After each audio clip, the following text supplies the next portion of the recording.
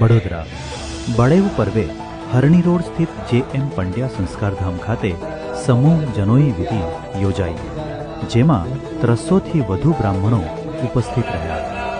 શાસ્ત્રીજી અનિલભાઈ મહારાજના મંત્રોચ્ચાર સાથે વિધિ સંપન્ન કરી બાદમાં સૌએ સહપરિવાર બ્રહ્મભોજનનો લાભ લીધો.